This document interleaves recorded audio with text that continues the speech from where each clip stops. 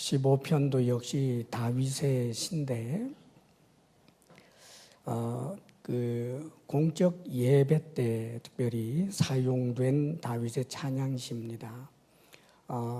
특별히 이제 그 예배 드리러 가는 이들이 성전 입구에서 사제가 이제 어떤 사람이 예배 드릴 자격이 있느냐라고 할 때 노래하는 형식으로 이제 2절 이하에 이런 그 답을 하면서 성전에 들어간 그런 이제 오랜 전통도 있다고 그럽니다. 오늘 이 말씀은 특별히 이제 1절에 하나님께서 다윗의 입을 통하여 이 하나님을 예배하는 자의 자격, 또 궁극적으로는 하나님과 영원히 살 수 있는 자의 자격을 갖춘 자가 누군가 하는 것을 지금 말씀해 주는 거예요. 그래서 1절에 보게 되면 여호와여 주의 장막에 머무를 자 누구오며 주의 성산에 사는 자 누구오니까. 이 주의 장막이란 성막을 말하죠. 하나님의 언약궤가 있는 그 성막, 그 성막에 머무를 자 누구오며, 하나님의 임재의 상징인데 하나님의 집에 머무를 자 누구오며, 또 주의 성산, 이 성산은 시온산을 말하는데 즉 예루살렘, 이제 나중에는 성전이 여기 지어지잖아요. 그러니까 마찬가지입니다. 예루살렘, 또 궁극적으로는 하나님 나라, 거기에 영원히 하나님과 살 수 있는 자가 누구입니까? 이렇게 다윗의 입술을 통하여 질문하게 하시고, 그리고는 이 시를 통하여 그 답을 쭉 이야기를 해 주시는 거예요. 그러니까 영원히 하나님과 더불어 하늘나라에서 살 수 있는 그런 자격이 있는 사람이 누구냐는 거지요. 2절에서부터 이제 쭉 5절까지의 말씀을 보게 되면 이제 2절은 아주 그 적극적인 그런 조건을 말씀합니다. 굉장히 어려운 조건이고, 또 3절에 보게 되면 하지 않아야 할 가장 소극적인 그런 이제 조건들을 이야기합니다. 그렇게 해서 나중에는 하나님을 경외하는 자, 그리고 5절에는 돈에 대한 어떤 그 자세와 태도를 갖고 사는 자인가, 여기에 대해서 이제 가르쳐 주고 있는 거예요. 자, 그럼 먼저 하나님 나라에 들어가서 영원히 살 수 있는 그런 자격에 하나님께서 그런 자격을 갖춘 자가 누구인지를 말씀해 주는데 2절 말씀 함께 읽어볼까요? 2절 다 같이 시작. 정직하게 행하며 공의를 실천하며 그의 마음의 진실을 말하며. 정직, 공의, 진실, 이렇게 말씀합니다. 아주 적극적인 조건이에요. 이것은 어떤 한도가 없어요. 정직하게 행한다. 여기 정직이라는 말은 단순히 바르다, 곧다라고 하는 의미를 넘어서서 완전하다라고 하는 원어적 의미가 있어요. 그러니까 하나님 앞에 완전함을 말하는 겁니다.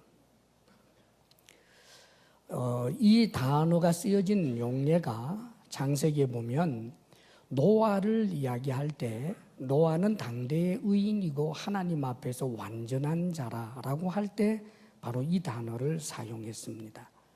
완전하다라고도 번역하고 정직하다라고도 번역하는 바로 이 단어 말이지요. 하나님 앞에 아주 완전한 자. 또 하나님께서 노아를 아브라함을 선택하신 다음에 아브라함에게 하나님께서 뭐라고 요구하시느냐 하면 내가 거룩하니 너도 내 앞에서 완전하라, 이렇게 말씀하셨는데 그 단어가 바로 여기 정직이라고 하는 단어와 똑같아요. 그러니까 우리가 하나님 앞에 영원한 하늘나라에 들어갈 자격이 있는 사람은 누구냐 하면 하나님 앞에서 그 시대의 어떤 풍조를 따라 살아가는 사람이 아니라 정말 완전할 만큼 정직한 사람, 이런 사람이 천국에 들어가서 살 수 있는 자격이 있다는 거예요. 조금 불편해지죠. 예.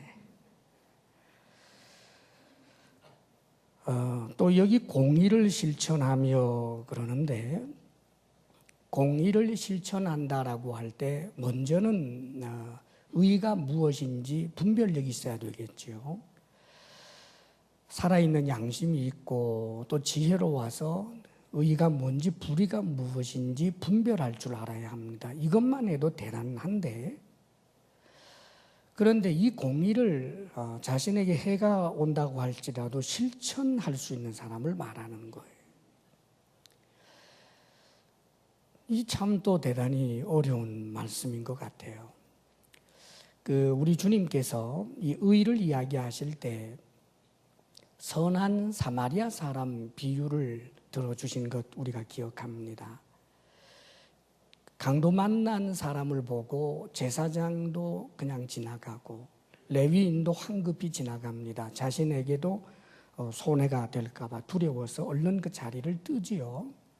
그런데 이제 그 선한 사마리아인 이분은 그 상황을 보고는 응급처치를 하고, 그건 위험을 감수하는 일입니다. 강도가 또 나타날 수 있잖아요. 시간을 지체하면서 응급처치하고 자신의 짐승에 태워가지고 여관까지 와서 밤새도록 간병을 하고, 그리고는 이제 자신의 그 일 때문에 이제 어디 가야 될 행선지가 있으니까 그 여관 주인에게 돈을 주면서 내 대신 이 사람을 좀 돌보아 주시고, 만일 돈이 더 들면 내가 돌아올 때 그 든 돈을 제가 갚아주겠습니다. 이렇게 하고 간단 말입니다. 이렇게 의를 행하는 것은 이런 것이라고 주님께서는 말씀해 주셨어요.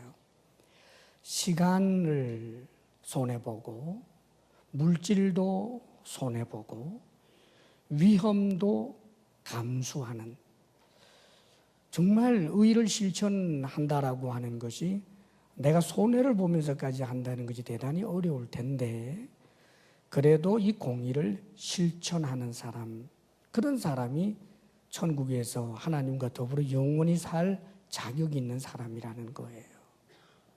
그리고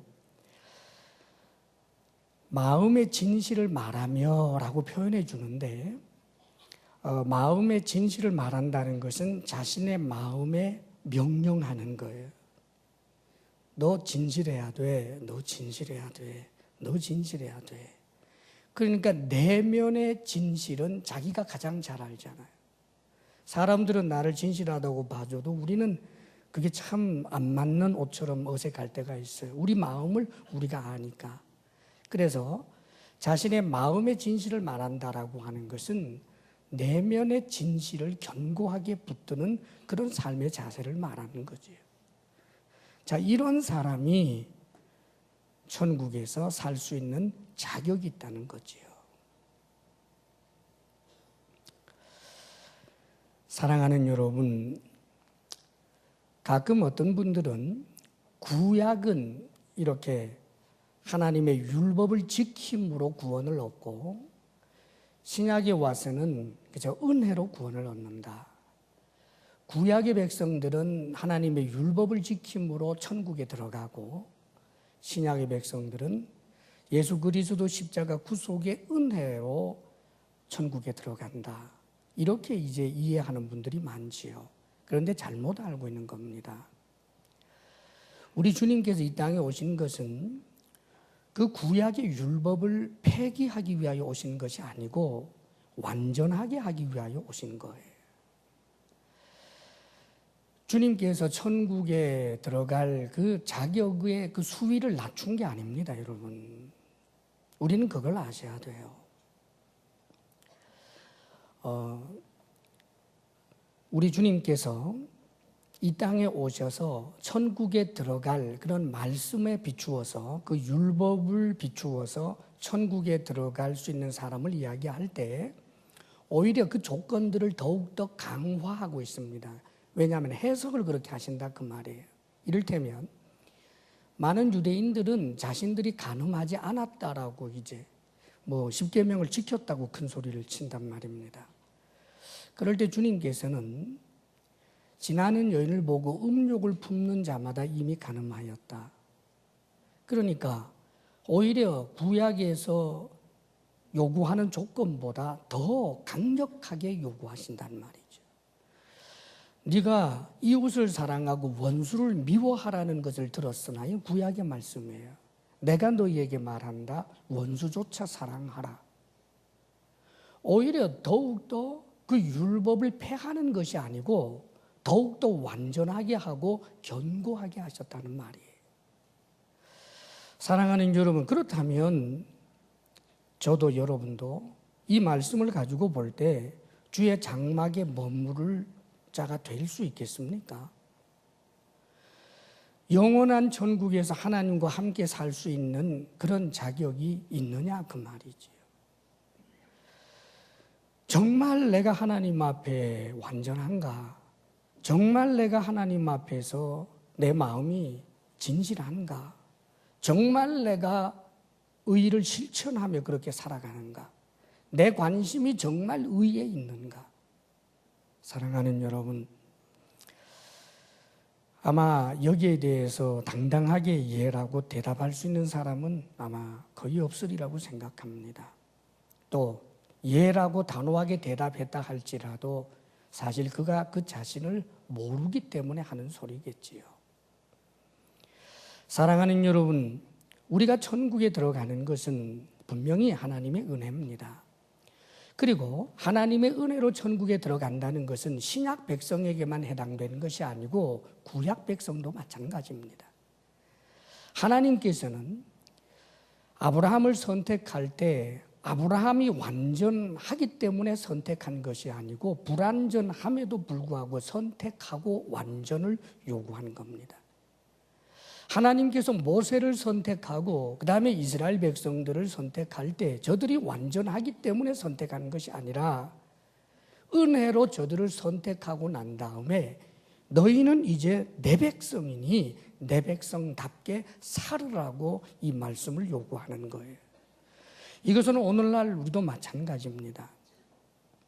우리는 예수 그리스도를 믿는데 예수님을 믿는다라고 하는 것은 예수님과 하나가 되는 것입니다. 그래서 부부라고도 표현해 주기도 하고 예수님을 머리, 우리는 그의 몸이라고도 표현하고 또 혹은 접붙여진다라고도 표현합니다. 하나가 되는 거지요. 예수 그리스도와 하나가 되어진다라고 하는 이 의미에는 중요한 윤리적 의미가 있습니다. 내가 예수 그리스도와 하나가 되었다라고 하는 것은 예수님께서 이 땅에 육신을 입고 즉 정도라고 하는 육신을 입고 산다면 그분이 어떻게 살까? 예수님께서 이 땅에 육신을 가지고 살아가는 그 모습으로 살아갈 것을 요구하는 것이 곧 믿음이에요. 다만 우리는 절대로 그렇게 살아낼 수 없는 연약한 존재이기 때문에 주님께서는 주에게 접붙임을 받은 자, 예수 그리스도를 믿는 자에게 성령을 선물로 주시고 이 성령님을 우리 마음속에 모시면서 끊임없이 지금 내 속에 계시는 임재하여 계시는 그분과의 끊임없는 교통을 통해서 점점 성화로 나아가야 하는 것입니다. 사랑하는 여러분, 성령님을 의지하면서 내가 하나님의 자녀답게 살고 하나님의 백성답게 살아야 되겠다라고 하는 결단을 가지고 우리가 살아보면 놀랍게도 정직하게 행하라라고 하는 이 말씀 앞에서 우리는 절망을 느낍니다. 공의를 실천하라라고 하는 그 말씀 앞에서 우리는 절망을 느낍니다. 진실하라라고 할 때 우리의 거짓됨을 인하여 절망을 느낍니다. 절망을 느끼지만 절망에 빠지지 않습니다. 주님, 이렇게 악한 나를 구원하셨습니까? 오 하나님, 이렇게 자격 없는 나를 위하여 주님께서 십자가에 못 박혀 죽으셨습니까? 그래서 자신의 누추함과 자신의 비참함을 보면 볼수록 마치 바닥에 튄 공이 튀어오르듯이 자기 자신에게 낙심의 폭이 크면 클수록 우리 주 예수 그리스도 십자가 구속의 은혜가 더 감사하게 되고 크게 보이는 것입니다. 내가 천국에 거의 갈 수 있는 수준인데 1%가 모자라는데 주의 은혜 1%로 내가 구원을 얻었다가 아니라 구원을 얻기에는 100% 모자라는데 주의 은혜로 내가 구원을 얻었다. 여기에 찬송이 있는 것입니다. 그러면서도 동시에 놀랍게도 나는 구원받은 백성이고 주님께서 내 죄 때문에 죽으셨다라고 하는 것을 믿고 감사하기에 이 말씀을 따라 살기 위한 거룩한 노력을 하게 됩니다. 할렐루야. 이것이 성도가 살아야 할 삶의 자세고 방향인 거예요. 우리가 두려워해야 하는 것은 예수님을 믿는 것은 내 공로가 아니고 전적으로 주의 은혜로 구원을 얻었다라고 하는 이 복음을 잘못 적용해서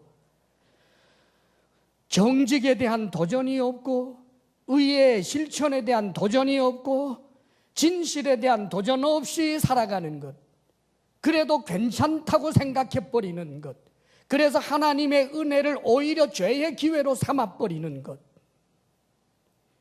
이것은 이단의 길입니다. 여러분, 얼마나 위험한지 몰라요.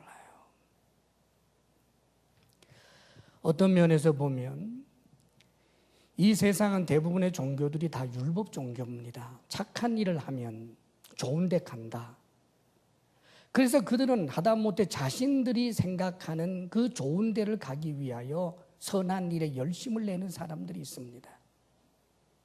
그런데 값싼 은혜의 복음에 잘못 사로잡혀 버리면 우리 크리스찬들은 정말 입술만 남고 세상 사람들이 볼 때 오히려 율법의 종교에 충실한 사람들보다 훨씬 더 악한 짓을 하면서도 시쳇말로 헤헤거릴 수가 있습니다. 여러분.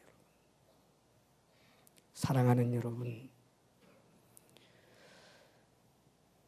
정말 주를 의지하면서 주님께서 내게 요구하시는 그 완전, 정직, 그 의, 그 진실함을 주님 앞에 요구하며 주님을 닮기 위하여 날마다 주님 앞에 나아갈 때, 사랑하는 여러분 기억하십시오. 우리는 분명히 성장합니다. 실제로 사랑하는 여러분, 여러분 자신도 한번 돌아보십시오. 예수 그리스도를 믿었기 때문에 내게 일어난 변화들이 있는지 없는지 있어요. 값싼 복음에 사로잡히지 않고 정말 주님께서 하나님의 자녀답게 살라고 요구하시는 이 말씀을 우리가 붙들고 최선으로 거룩한 삶을 살아내는 우리 모두가 될 수 있기를 바랍니다. 아멘, 아멘. 그 다음엔 좀 소극적인 건데 어떻게 보면 쉽다라고 말할 수 있는 거예요. 그런데 이것은 정말 우리가 잘 지킬 수 있는가? 한번 3절 읽어볼까요? 3절 다 같이 시작. 그의 혀로 남을 허물하지 아니하고 그의 이웃에게 악을 행하지 아니하며 그의 이웃을 비방하지 아니하며. 이웃에 대한 이제 태도인데 이웃에게 악을 행하지 아니하며 그 가운데 있고 그 다음에는 말에 관한 것입니다. 혀로 남을 허물하지 아니하며 그의 이웃을 비방하지 아니하며 그럽니다. 남을 허물하지 아니한다라고 하는 것은 남에게 손해가 될 만한 그런 소문들을 퍼뜨리지 말라는 뜻입니다. 다시 말하면 흉보지 말라 그 말이에요. 또 비방하지 말라라고 하는 이 말의 원어적인 의미는 그의 목전에서 그에게 수치를 주고 모욕을 주는 말, 다시 말하면 욕하고 저주하는 그런 말들을 하지 말라는 거예요. 보통 우리가 남을 흉본다라고 하는 것, 그것은 우리가 우리 자신에게 대해서 대단히 관용적이죠. 나라님도 뒤에서 흉보는데 뭐 흉 좀 볼 수 있지. 사랑하는 여러분, 누가 여러분을 흉볼 때 여러분들이 그럴 수도 있지. 그 말은 그렇게 적용하세요. 내가 남을 흉볼 때 아니 뭐 흉 좀 볼 수 있지 뭐 그러지 마세요. 세상에서는 흉보는 거 별거 아니지요. 예, 뭐 흉볼 수 있다고 다 그러죠. 흉보는 게 죄냐? 그래요. 죄입니다. 우리한테는. 흉보는 게 죄라고요, 여러분. 소극적인 것이지만 우리가 사실 이것 하나도 지켜내기가 참 어려워요. 덕을 세우는 말을 해야 되는데 왠지 우리의 입이 열리면 누구 허물을 이야기하고 흉을 보고 흠집을 내는데 짜릿한 쾌감을 느낍니다. 악이에요. 이런 우리 모습을 볼 때 우리의 입술을 주님 앞에 드리며 하나님 긍휼히 여기소서 하는 그런 마음의 자세를 가져야 합니다. 그래도 여기에 자유롭지 못하는데 흉보는 것은 잘못이 아니다라고 생각을 할 때 우리가 얼마나 적극적으로 흉보며 남을 비방하는 사람이 되겠습니까? 우리는 정말 이웃을 사랑한다라고 하는 것이 먼저 말에 있어서 친절하게 또 그에게 유익이 되도록 그렇게 말할 줄 아는 그런 하나님의 사람이 되도록 노력해야 합니다. 그 이유는 하나님께서 우리에게 이것을 요구하고 계시기 때문입니다.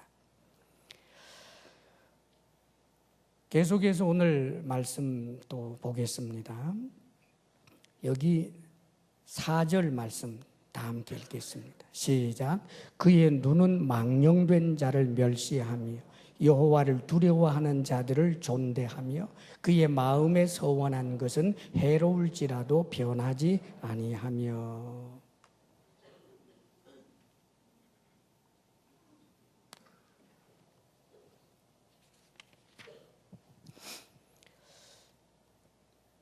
이것은 하나님을 경외하는 것에 대해서 가장 소극적인 그런 부분으로 하나님을 경외한다면 적어도 이래야 한다라고 하는 것을 아주 소극적으로 표현해 주는 겁니다. 목숨을 다해서 하나님을 사랑하라. 이것은 하나님을 경외함의 적극적인 표현이라면 지금 이 말씀은 하나님을 경외함에 대한 적어도 이 밑으로는 내려가지 말아라 라고 요구하시는 아주 소극적인 표현이에요. 그의 눈은 망령된 자를 멸시하며 동시에 여호와를 두려워하는 자를 존대하며 그럽니다. 이 망령된 자라는 것은 하나님 눈밖에 난 자를 두고 하는 말인데 하나님이 없다 한다든지 하나님을 우습게 여기며 말하고 행동하는 그런 태도를 가진 이를 두고 하는 말입니다. 이를 망령된 자라고 그래요. 십계명에도 여호와 이름을 망령되이 일컫지 말라. 그러니까 주의 이름을 함부로 막 사용하지 말라는 거죠. 그러니까 하나님께 대한 태도가 아주 방자하고 하나님을 자신의 아래로 내리깔면서 예수님의 십자가 구속의 은혜 같은 것을 굉장히 비웃고 하는 사람들이 있지요. 이런 사람들이 망령된 자인데 이런 망령된 자를 어떻게 하라고요? 멸시하라. 이 멸시하라는 것은 막 욕하고 하라는 그런 의미가 아니라 그런 사람들을 가볍게 여기라 그 말입니다. 대단한 자로 보지 말라는 거예요. 아무리 사회적인 그런 지명도가 높고 사회적 성공을 했고 뭐 지위가 높고 돈을 많이 벌었고 입지전적인 인물이고 대단한 그런 여러 가지 미사수고를 붙일 만한 그런 사람이라고 할지라도 하나님이 없다 하고 하나님을 우습게 여기는 그런 사람을 적어도 하나님을 경외하는 나라면 그를 지푸라기처럼 여기라 그 말이에요. 왜요? 우리 하나님이 누군데 이걸 잘못 적용해서 그런 사람을 돌로 때리라는 말이 아니라 대단한 자로 보지 말라 그 말입니다. 여러분, 특별히 교회는 그래야 돼요. 그러면 어떤 자를 존대하느냐? 여호와를 두려워하는 자, 다시 말하면 주님을 경외하는 자, 거룩한 삶을 살기 위하여 영적 전쟁에 대하여 피 흘리기까지 싸우는 자, 가슴을 치며 애통해하고 거룩으로 나아가기 위해서 몸부림치는 그런 사람, 한마디로 말하면 정말 진실되게 예수님 잘 믿고 하나님을 정말 말씀 따라 살려고 하는 그런 사람을 존대하라, 귀하게 여겨라 그 말입니다. 왜요? 내가 하나님을 경외하는 사람이기 때문에. 사랑하는 여러분, 여러분이 농담으로라도 예배 열심히 내는 사람의 그 열심을 하찮게 여기지 마세요. 왜요? 우리가 예배하는 사람이지 않습니까? 사랑하는 여러분, 여러분 중에 열심히 성경을 읽고 열심히 기도하는 사람을 하찮게 여기지 마세요. 아무리 돈이 많고 아무리 사회적으로 성공한 사람이라고 해도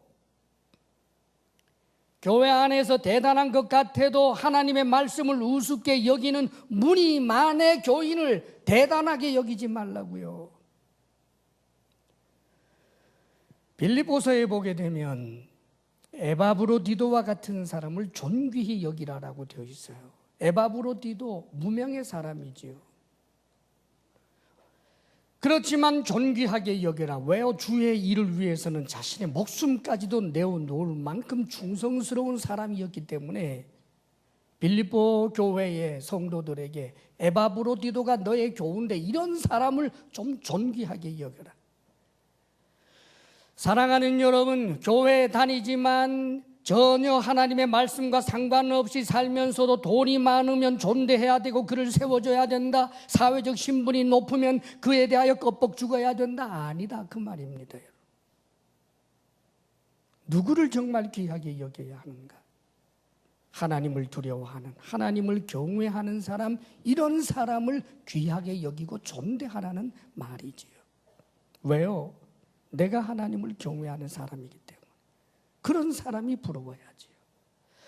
그렇기 때문에 사랑하는 여러분, 교회 안에 예수를 믿는다라고 하는 사람들 중에도 하나님을 두려워하는 사람도 있고 아주 나쁘게 망령된 사람도 있고 믿음이 연약한 사람도 있습니다. 그런데 그런 망령된 사람들이 한 그런 잘못이나 이런 것을 가지고 주님을 믿는 믿음의 길에서 스스로 넘어지는 것처럼 어리석은 것 없어요.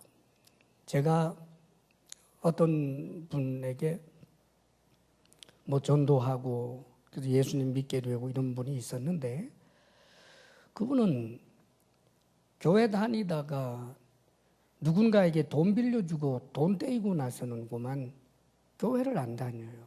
아무리 권해도 안 됩니다. 돈 떼어먹는 도둑놈이 다니는 교회 안 다니겠다는 거예요.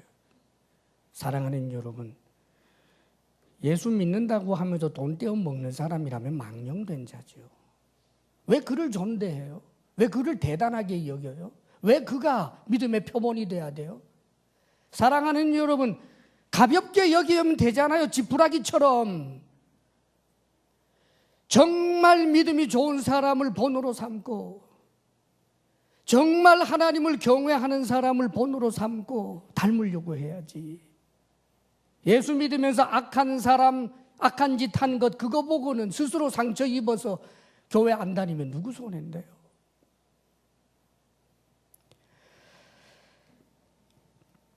성경에 보면 아브라함이 하나님을 경외하는 사람이지만 그리고 약점도 있었잖아요. 근데 아브라함이 그 아내 사레가 아마 대단히 예뻤나 봐요.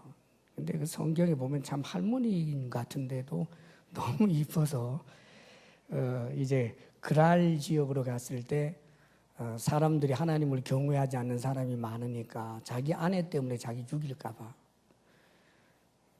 그때 정말 벌써 80이 넘었는데 나 이해가 안 가긴 해요. 근데 여러분, 그 자기 아내를 이제 누이라고 그랬어요. 근데 이게 또 새빨간 거짓말은 아닙니다. 진짜 사촌이거든요. 그러니까 사람은 항상 그래 상황에 따라서 그렇게 교활한 데가 있어요. 사촌도 맞고 아내도 맞지만 어느 쪽이 더 무게중심이 있어야 됩니까? 아내라 그래야 되잖아요. 근데 내 누이 동생이에요 하고 돌아다녔습니다. 그러다가 보니까 그랄 왕이 그만 이 사례를 빼앗아갔어요. 근데 하나님께서 꿈에 아브라함 꿈이 아니고 이 그랄 왕 아비멜렉의 꿈에 하나님이 나타나셔서 네가 여자를 데려왔는데 그 여인에게는 남편이 있다. 너는 아주 악한 짓을 한 거다. 빨리 돌려보내라. 그러니까 하나님께서는 의로운 백성을 멸하십니까? 제가 정말 이 여인에게 남편이 있는 줄 몰랐습니다. 그가 분명히 자기 동생이라고 해서 제가 데려왔습니다. 그래, 네 진심을 알기 때문에 내가 오늘 너에게 죄를 짓지 못하도록 이렇게 말해주는 거야. 그러면서 하나님이 놀랍게도 아브라함 흉을 본 게 아니고 그래도 빨리 돌려보내라. 그가 선지자다. 선지자인 그가 너를 위해서 기도하면 네가 살려니와 보내지 아니하면 죽을 줄 알아라. 그럽니다. 그래가지고 놀라가지고 이 그랄왕 아비멜렉이 아브라함을 불러서 이제 몇 마디 하죠. 왜 당신 그렇게 의롭지 못한 짓을 해서 비겁한 일 아니요? 라고 몇 마디 책망은 했지만 놀랍게도 어떻게 보상을 하느냐 하면요. 수많은 가축을 주고 그리고 또 은도 1000개나 줘요. 1000개. 은도 1000개나 주고 그리고 여기 땅이 많이 있으니까 당신이 살고 싶은 어디든지 정하면 그죠? 당신이 가지시오. 땅도 주고 그렇게 해서 그 명예를 회복하게 하는 장면이 나옵니다. 그랬더니 아브라함이 이 아비멜렉을 위해서 기도했더니 놀랍게도 아비멜렉의 지금 그 왕관대에 태가 닫혀 있었거든요. 그래서 태에 축복을 주셔서 이제 비빈들이 자녀를 생산하게 되었다라고 하는 말씀이 성경에 나와요. 부족하지만 그래도 아브라함이 하나님을 경외하는 사람이었고 그 하나님을 경외하는 사람을 존대하는 것을 하나님께서는 당신이 존대받는 것처럼 여기신다라고 하는 이 상관관계를 잊어서는 안 돼요. 우리 주님께서 뭐라고 말씀을 하셨느냐 하면 내 제자라고 하는 이름 때문에 너희들이 세상에 나갔을 때 너희들이 내 제자라고 하는 이름 때문에 너를 선대하고 너희들에게 냉수 한 그릇이라도 대접한다면 내가 결코 그에게 보상을 잊지 않겠다라고 말씀을 하십니다. 주님께서 하시는 말씀이 나를 영접하는 이는 나를 보내신 하나님을 영접하는 것이고 제자인 너희들을 영접하는 것은 너희들을 보낸 나를 영접하는 것이다 라고 말씀합니다. 사랑하는 여러분, 우리가 신앙생활을 할 때 정말 하나님을 경외하는 사람, 하나님을 두려워하고 믿음의 본을 보이는 사람을 발견하면 진주처럼 귀하게 여기고 그를 선대하고 그런 마음의 자세를 가질 줄 알아야 하는 것입니다. 왜냐하면 우리가 하나님을 경외하는 사람이기 때문입니다. 목사가 이 말 할 때 참 얼굴 좀 떳떳해지는데 용납하고 들으세요. 저는 이것이 옳다고 믿기 때문입니다. 최종도 목사뿐만 아니라 모든 목회자에 대해서 여러분들이 선대해야 할 이유는 여러분이 하나님을 경외하는 하나님의 사람들이기 때문입니다. 세상에서는 목사에게 돌을 던지고 욕해도 돼요. 세상이니까. 그런데 목회자가 성도에게는 사랑을 받아야 돼요. 왜요? 여러분들이 하나님을 사랑하는 사람들이고 목회자들은 하나님께서 여러분들에게 주신 사람임을 여러분들이 알고 있기 때문입니다. 그래서 적어도 목회자라면 다른 데서는 미움을 받고 배척을 받아도 돼요. 그것은 핍박이고 괜찮습니다. 오히려 찬송할 수 있어요. 그러나 주의 성도들에게 배척을 당한다라고 할 때 그것은 얼마나 고통스러운 일인지 몰라요. 사랑하는 여러분, 주의 종들을 주님 때문에 선대할 수 있기를 바랍니다. 아멘. 예, 우리 어머니도 저한테 그렇게 가르쳤어요, 여러분. 그리고 마음에 서원한 것은 해로울지라도 변하지 아니하며 서원한 것은 지키라. 왜요? 하나님을 경외하는 사람이 하나님에게 한 약속을 너무 쉽게 생각하지 말아라. 서원할 때 무겁게 서원해야 되고 또 서원한 것은 지키도록 노력해야 합니다. 하나님 앞에 여러분이 서원한 것이 무엇이 있는지 스스로 돌아보며 하나님 앞에 내게 손해가 온다 할지라도 그 서원한 것을 지켜낼 수 있기를 바랍니다. 그리고 오늘 말씀 5절입니다. 다 함께 읽겠습니다. 시작.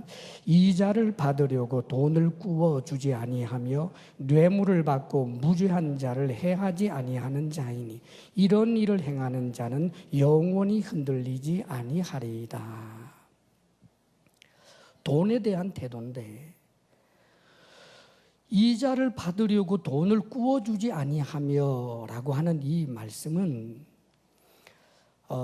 요즘 뭐 은행업을 한다든지 하는 것을 지금 부인하는 거 아닙니다. 왜냐하면 지금 이제 우리 사회에서는 이런 일을 통해서 사업을 하고 이렇기 때문에 그 은행업이나 이런 것이 얼마나 소중합니까? 여기서 말씀하는 것은 정말 생계를 위해서 먹고 살기 너무 힘들어서 돈을 꾸게 되는 그런 이제 민초들의 이야기. 옛날에 뭐 은행이 있었던 것도 아니고 말입니다. 그래서 당장 내일 양식이 없고 지금 며칠 굶먹고 그런 사람이 돈을 빌렸어요. 자, 그런데 이런 사람들에게 돈을 빌려주면서 이자를 받으려고 한다는 것은 결국은 나중에 그 사람을 종으로 삼는 거예요. 실제로 그런 일들이 많이 있었지요. 이 세상은 이것을 적법하다라고 했을 때입니다. 그 당시는. 이자를 못 갚으면, 그 돈을 못 갚으면 저당 잡힌 대로 그만 종이 되는 거예요. 그런데 하나님께서 사회에서는 적법하다고 하는 바로 그때지만 이런 식으로 돈을 구워주지 말아라. 그냥 주라는 거예요.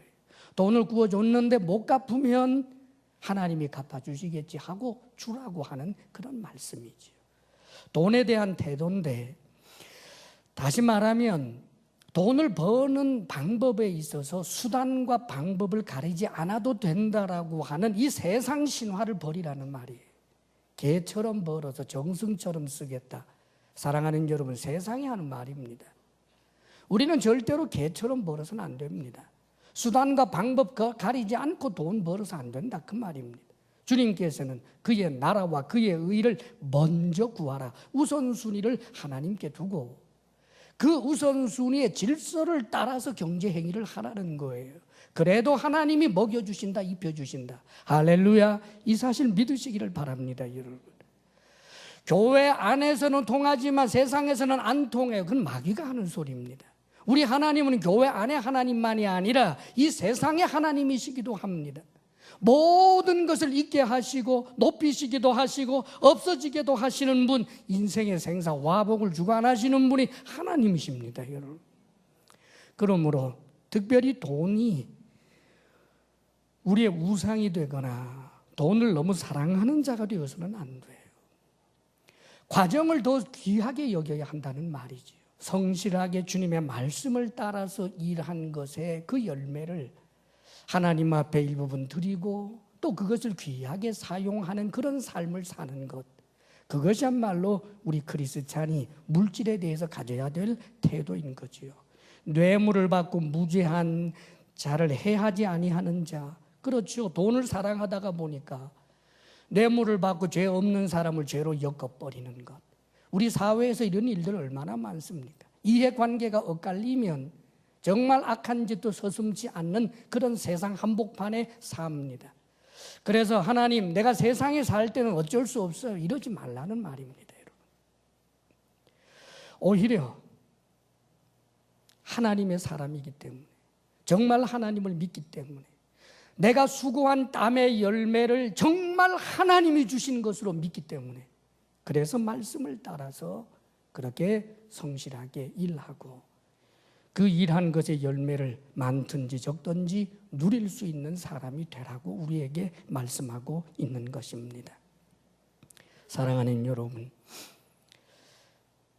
우리가 예수 그리스도를 믿음으로 구원을 얻습니다. 맞지요. 그런데 그 믿음이 살아있는 믿음인가 죽어있는 믿음인가가 중요해요. 내 믿음이 살아있다 죽어있다는 내가 규정하는 것이 아니고 하나님이 규정하는 것입니다. 우리 주님께서 이 땅에 오실 때 세상을 심판하는데 놀라운 말씀을 하십니다. 양떼, 그 다음에 염소 떼 구분하듯이 구분해 놓고 하나님께서, 우리 주님께서 이들을 심판하신다라고 하는데 그 내용이 이런 것이었습니다. 그 양떼들에게 말하기를 내가 병들었을 때 찾아 돌보고 감옥에 갇혔을 때 네가 와주고 내가 벗었을 때 입혀주고 그랬느니라. 우리가 언제 그랬습니까? 소자들에게 한 것이 곧 내게 한 것이니라. 그렇게 말씀하시지요. 그러면서 너희들은 이제 영원한 천국에 들어가라. 그런데 염소로 규정된 사람들에게 하시는 말씀이 내가 갇혔을 때 너희가 돌보지 아니하고 병들었을 때도 돌보지 아니하고 이런 말씀을 쭉 하니까 우리가 언제 주님께 그렇게 못되게 굴었습니까? 소자들에게 하지 않은 것이 곧 내게 하지 않은 것이다 라고 말씀을 하십니다. 그런데 참으로 안타까운 것은 이 염소 때도 예수님을 주라고 불러요. 주라고. 주여. 우리가 언제요? 주여.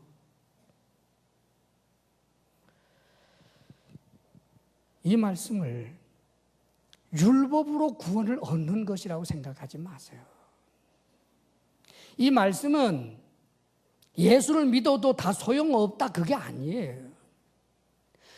예수님을 믿는다면, 살아있는 믿음이라면 주님의 이 말씀을 무겁게 여기고 의를 행하기 위한 거룩한 노력이 당연히 수반되는 것을 말하는 거예요. 사랑하는 여러분, 자신은 천국 갈 줄 알고 있어요. 나는 예수 믿기 때문에 주여 주여 하고 있습니다. 그런데 주님 앞에 서게 되니까 너 나하고 상관없다. 얼마나 기가 막혀요. 왜요? 그의 믿음이 죽은 믿음이었기 때문에. 다시 말하면 거룩의 열망도 없었습니다. 주님 앞에 가슴을 치면서 내 죄에 대하여 용서하옵소서라고 하는 회개도 없었습니다. 종교생활은 하면서도 죄를 지으면서도 예수 믿으면 괜찮아라고 하는 이단 사이비의 가르침 같은 그것 붙들고 어쩌다가 기분 내키면 한번 교회 오고 죄를 지으면서도 당연히 죄 짓는 것에 대해서 양심의 가책 받을 것도 없고 하나님은 두렵지 않고 세상의 법만 두려워서 세상의 법망만 피할 수 있다면 얼마든지 악한 짓을 저질러도 괜찮다고 생각하면서 예배 드리는 사랑하는 여러분, 그리스찬 아닙니다. 연약해서 죄 지을 수 있어요. 그러나 웁니다. 넘어졌지만 일어납니다. 거룩에 대한 열망이 있습니다. 사랑하는 여러분, 여기 지금 다윗이 쓴 시입니다. 다윗의 이 시가 뭘까요? 하나님께 나아감입니다. 예배입니다. 날마다 예배예요.